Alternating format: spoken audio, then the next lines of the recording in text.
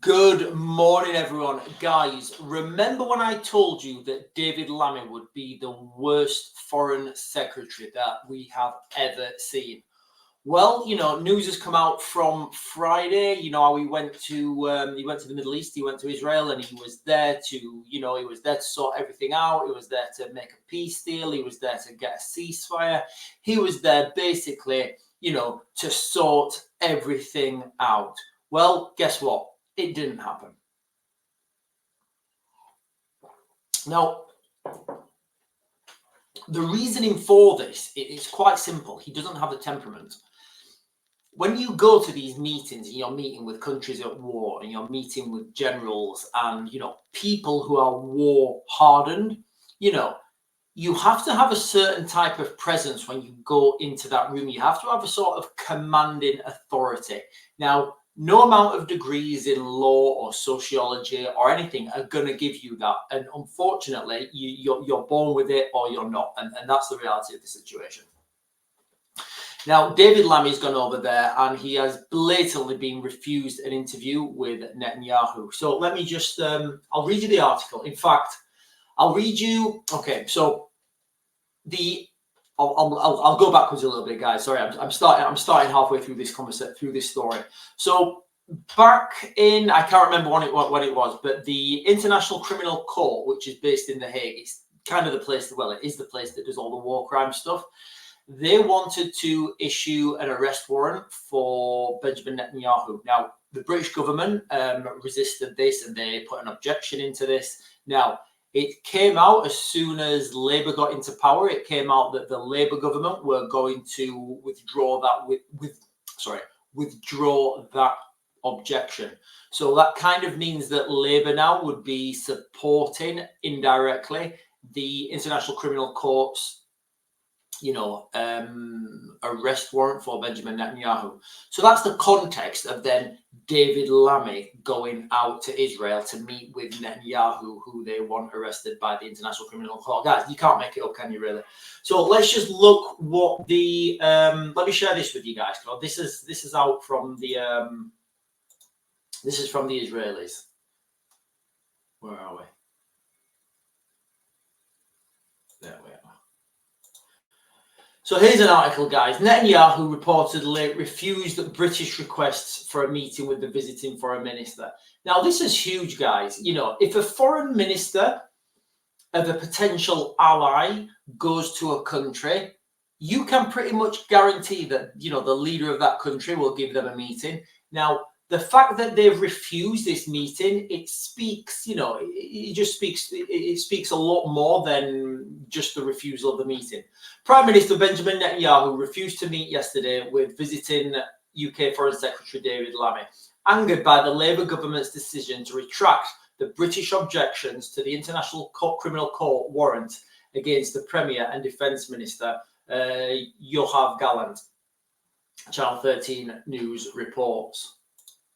So now, if we put this into the wider context of what we've been saying on this channel about this divergence that we're going to see, it just makes sense now. There's going to be hostilities between Britain and Israel. It's all going to be smoke and mirrors, of course. And then when Iran does attack, and then Israel wants their allies to go and attack Iran on some mass strike or help what they want British jets, or they want to use the airbase RAF Akatiri in Cyprus.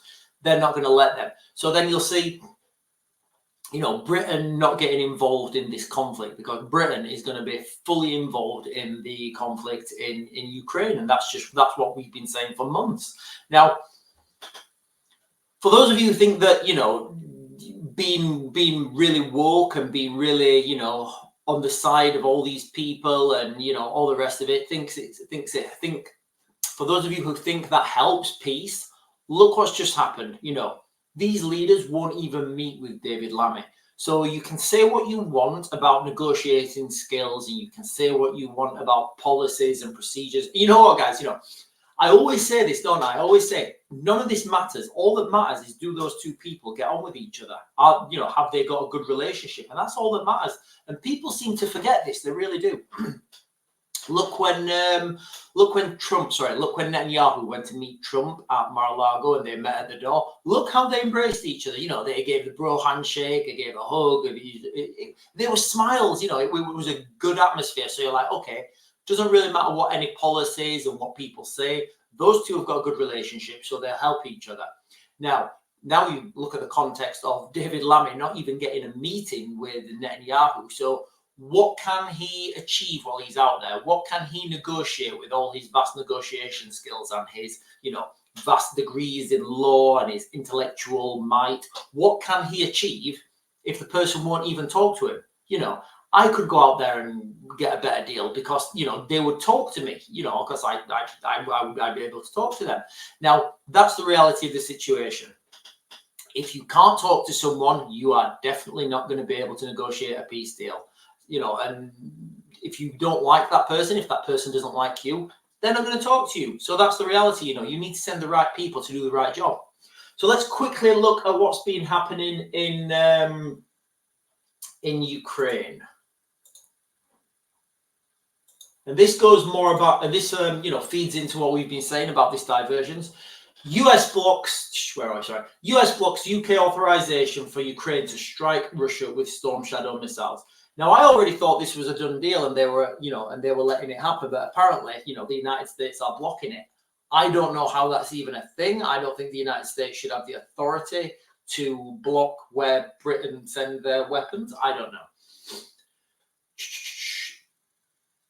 Washington is effectively blocking Britain's authorization for Kiev to use Storm Shadow missiles on territory amid the Biden administration's concerns about the escalating war. I mean, you've got countries invading each other. At what point do you know?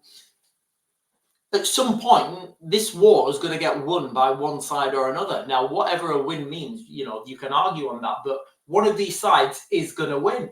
Now, saying we don't want escalations, the escalations are already here. The UK is awaiting approval from the US. Again, guys, I don't know how that. I don't know what laws or legislations are in place. But you know, as a British taxpayer, I would like to think that the US don't dictate where we send, you know, weapons before giving Ukrainians the green light to use their missiles on Russian territory. However, a source within the UK said the request was submitted to the system over a month ago, but there has been no response yet. So that's the situation there. And what I think is going to happen there, you're going to see.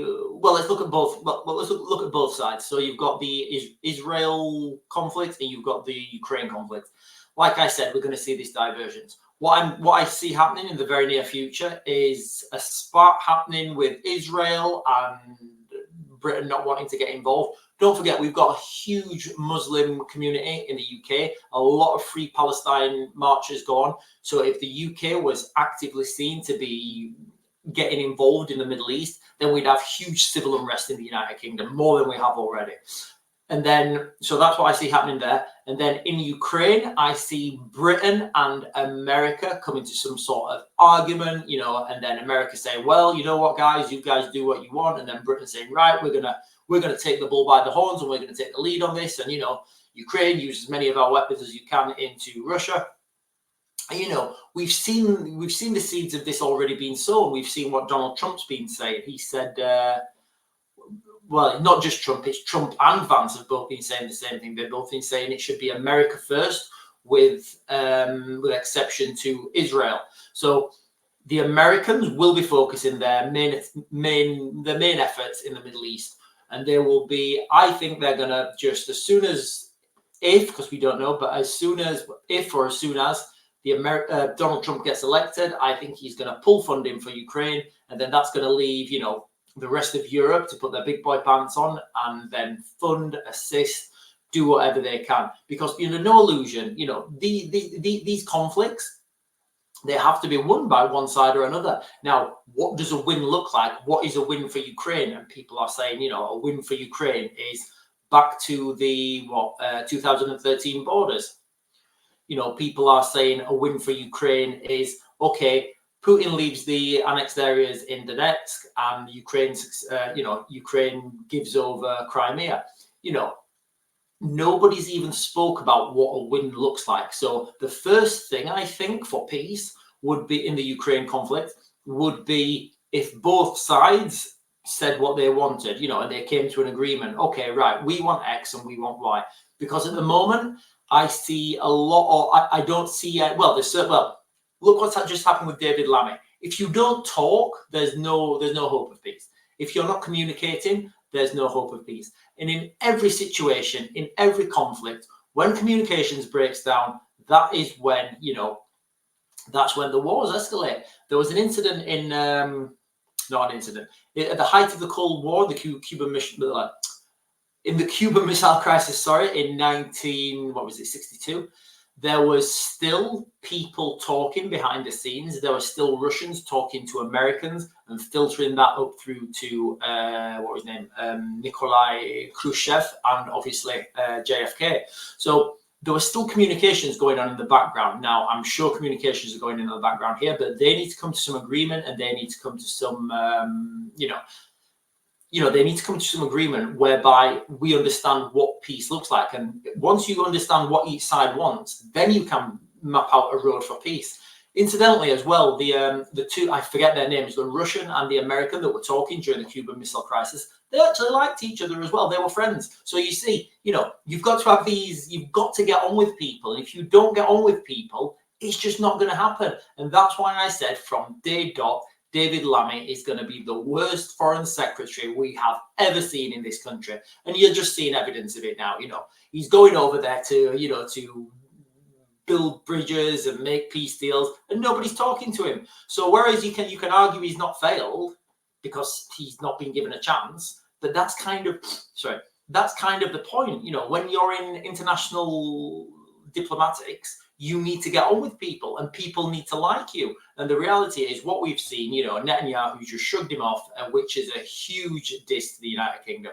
Anyway, guys, I am going to Mag the Grid now. I will give you another update later on, see what's been happening. Hope you have a great Sunday.